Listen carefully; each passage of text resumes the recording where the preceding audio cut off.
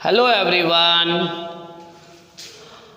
आज हम आपको छोटे छोटे कुछ टॉपिक बताएंगे। जैसे सबसे पहले हम पढ़ा रहे हैं इलेक्ट्रोड विभव। क्या पढ़ा रहे हैं? इलेक्ट्रोड विभव। ध्यान दें, आपको पता है जब किसी धातु को धातु आयन के विलयन में डुबो कर रखा जाता है तो धातु और धातु आयन के मध्य साम्य स्थापित हो जाता है।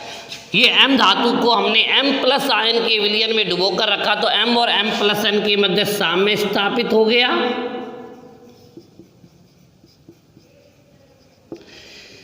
इसी प्रकार जब अपन ने Zn धातु को Zn+2 आयन के मध्य के आयनों में डुबो कर रखा तो Zn व Zn+2 के मध्य साम्य स्थापित हो गया। कॉपर धातु की छड़ को Cu+2 आयनों के मध्य डुबो कर रखा तो Cu और Cu+2 के मध्य साम्य स्थापित हो गया। Zn व Zn+2 के मध्य साम्य स्थापित हो गया। Cu व Cu+2 के मध्य साम्य स्थापित हो गया। सुन रहे हो ना? यानी जब किसी धातु की छड़ को समान धातु आयन रखने वाले विलयन में डुबो कर रखा जाता है तो धातु व धातु आयन की साम्य स्थापित हो जाता है। इस साम्य अवस्था पर धातु व धातु आयन के मध्य उत्पन्न विभव को इलेक्ट्रोड विभव कहते हैं। दोबारा सुनिए, जब किसी धातु को समान धातु आयन रखने वाले धातु आयन के विलयन में डुबो कर रखा जाता है तो धातु व धातु आयन की साम्य अवस्था पर धातु व धातु आयन के मध्य उत्पन्न विभव को इलेक्ट्रोड विभव कहते हैं। अब आता है, अच्छा, इलेक्ट्रोड विभव का संकेत E होता है। अब आता है मानक इलेक्ट्रोड विभव। मानक इलेक्ट्रोड विभव का संकेत E0 होता है। जब किसी धातु को इकाई सांद्रता वाले, एक नई कंडीशन जोड़ दी है इसमें। क्या कंडीशन जोड़ी है? इकाई सांद्रता वाली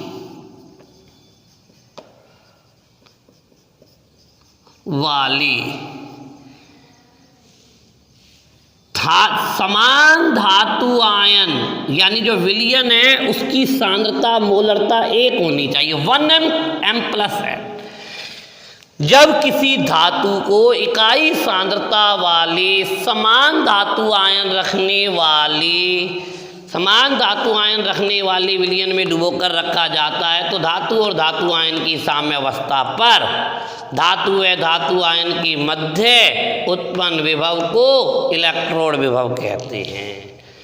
दोबारा बताता हूँ, बिल्कुल वही परिभाषा है। जब किसी धातु की छड़ को इकाई सांद्रता वाले समान धातु आयन रखने वाले विलयन में डुबो कर रखा जाता है तो धातु और धातु आयन की एक साम्य स्थापित हो जाता है। इस साम्य अवस्था पर धातु व धातु आयन के मध्य उत्पन्न विभव को मानक इलेक्ट्रोड विभव कहते हैं।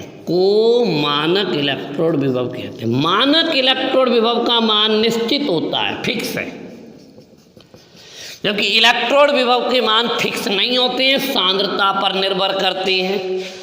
जैसे अगर हम Zn धातु की छड़ को इकाई सांद्रता वाले Zn+2 के विलयन में डुबो कर रखें तो यहाँ पर Zn और Zn+2 के मध्य जो विभव है वो Zn का मानक इलेक्ट्रोड विभव है और इसका मान 0.76 वोल्ट होगा।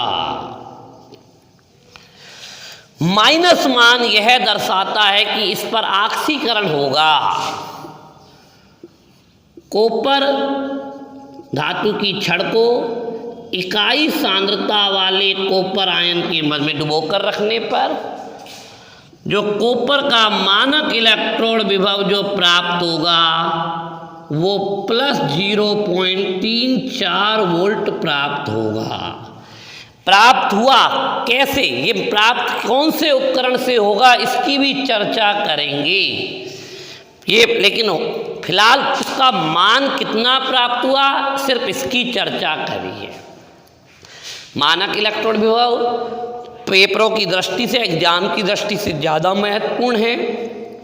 जब किसी धातु की छड़ को इकाई सांद्रता वाले समान धातु आयन रखने वाले विलयन में डुबोकर रखा जाता है तो धातु और धातु आयन के मध्य साम्य स्थापित हो जाता है। इस साम्यावस्था पर धातु व धातु आयन के मध्य उत्पन्न विभव को मानक इलेक्ट्रोड विभव कहते हैं। ये प्रत्येक इलेक्ट्रोड के लिए निश्चित होता है। जैसे जब हमने जड़न का मानक इलेक्ट्रोड विभव बना लिया, जड़न की छड़ को इकाई सांद्रता वाले जड़न +2 आयन के विलयन में डुबोकर रखा तो जड़न का मानक इलेक्ट्रोड, मानक के लिए ऊपर 0 लगाइए, मानक इलेक्ट्रोड विभव का मान -0.76 वोल्ट होता है।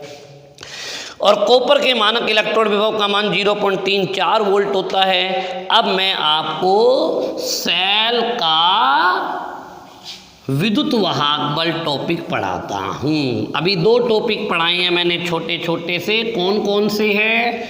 एक का नाम था इलेक्ट्रोड विभव और एक का नाम था मानक इलेक्ट्रोड विभव। अब मैं पढ़ा रहा हूँ सेल का विद्युत वाहक बल। सेल का विद्युत वाहक बल संकेत होगा ई सेल। ई सेल बराबर सेल का विद्युत वाहक बल खुले परिपथ में। खुले परिपथ का मतलब होता है जब बाहर से धारा प्रवाहित नहीं हो रही है, नहीं ले रहे हैं सेल में। खुले परिपथ में सेल की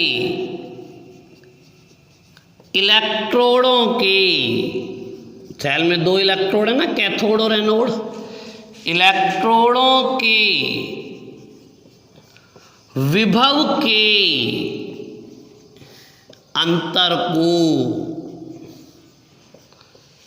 अंतर को सेल का विद्युत वाहक बल कहते हैं।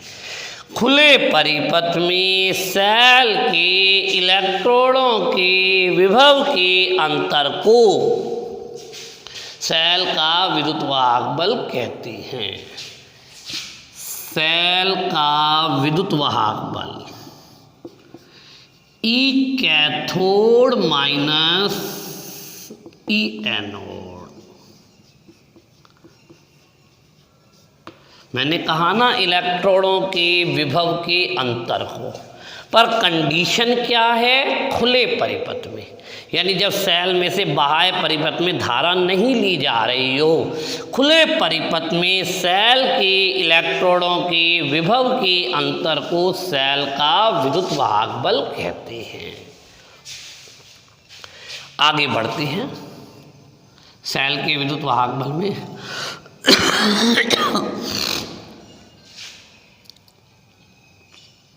अगर हम डैनियल सेल के लिए पढ़ें EDC बराबर, इसमें कैथोड किसका था? कॉपर का, कॉपर। और एनोड किसका था? जिंक का। अब मानक डैनियल सेल के लिए पढ़े तो मानक के लिए ये लगा देंगे, मानक Cu+2/Cu माइनस Zn+2/Zn। इनके मान कितने होते हैं? कॉपर का होता है 0.34 -7/6। पता लग गया 2 बार माइनस क्यों आया? एक बार फॉर्मूले में है। डैनियल सेल का विद्युत वाहक बल 0.34 प्लस 0.76, तो डैनियल सेल का जो विद्युत वाहक बल हो गया वो हो गया 1.10 वोल्ट। दोबारा देखते हैं, खुले परिपथ में सेल के इलेक्ट्रोड विभव के अंतर को सेल का विद्युत वाहक बल कहते हैं। सेल का विद्युत वाहक बल कैथोड में से एनोड घटाने पर आएगा। कैथोड ठीक है। और डैनियल सेल में कैथोड कॉपर का होता है, एनोड जिंक का होता है। मानक डैनियल सेल में मानक लगा दिया, इसका मान 0.34 लगाया, माइनस लगाया, माइनस 0.76 लगाया, माइनस और माइनस प्लस हो गया, दोनों का जोड़ हो गया। ये डैनियल सेल का विद्युत वाहक बल आ गया। ये विद्युत वाहक बल था। एक शब्द होता है विभवांतर। क्या होता है? विभवांतर। ये सेल का विद्युत वाहक बल है। सेल का विद्युत वाहक बल। और एक ऐसा ही एक टॉपिक और होता है, सेल का विभवांतर। विद्युत वाहक बल की परिभाषा है खुले परिपथ में,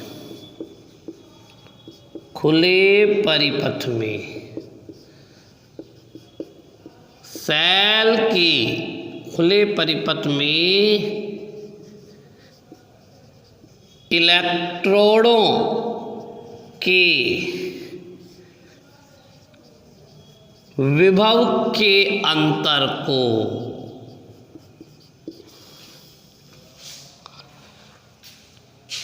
खुले परिपथ में इलेक्ट्रोडों के विभव के अंतर को, और विभवांतर होता है बंद परिपथ में, बंद परिपथ में इलेक्ट्रोडों के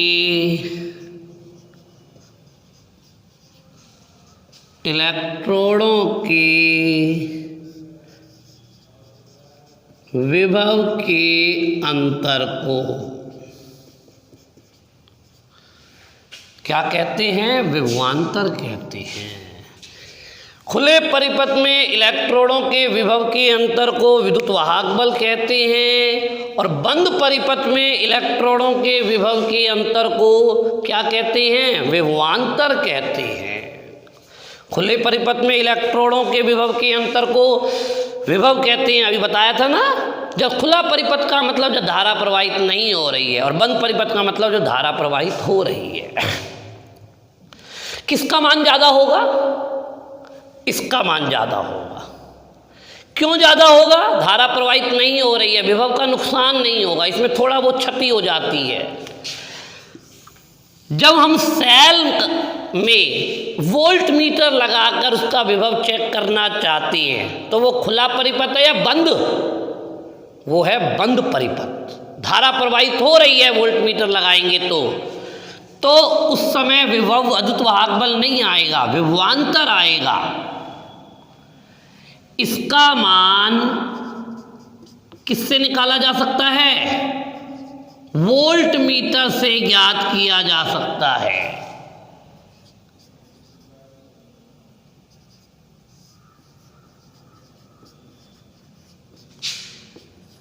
ज्ञात किया जा सकता है।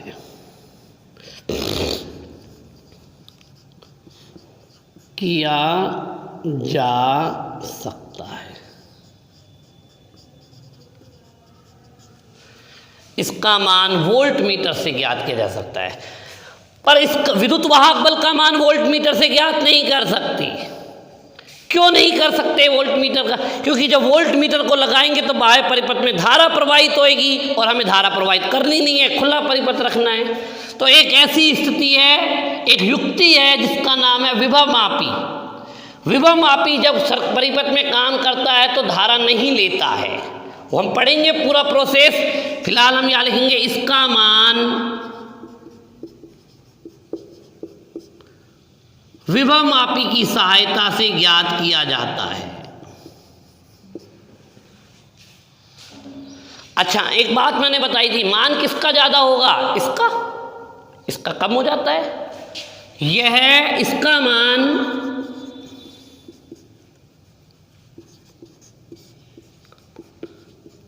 अधिकतम अधिकतम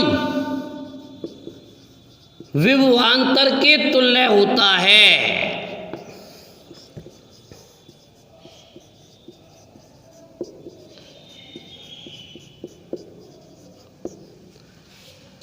इसका कम होगा, इसका मान विद्युत वाहक बल की तुलना में कम होता है।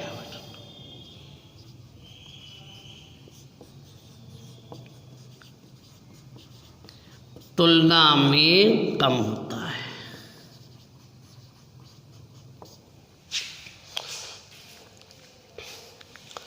ठीक है, ये हमारे विभव और विभवांतर में अंतर हो गया। हमें मेन कंसेप्ट समझना है। खुले परिपथ में जो है, जब धारा प्रवाहित नहीं हो रही है उस समय इलेक्ट्रॉनों के विभव के अंतर को विद्युत वाहक बल कहते हैं, और जब धारा प्रवाहित हो रही है उस समय विभव के अंतरों को विभवांतर कहते हैं। धारा प्रवाहित नहीं हो रही है तो युक्ति काम में लेनी है विभव मापी। धारा प्रवाहित कर सकते हैं तो युक्ति काम में लेनी है वोल्ट मीटर। एक बार अच्छे से समझ लें इन चीजों को। कल हम आपको पढ़ाएंगे मानक हाइड्रोजन इलेक्ट्रोड।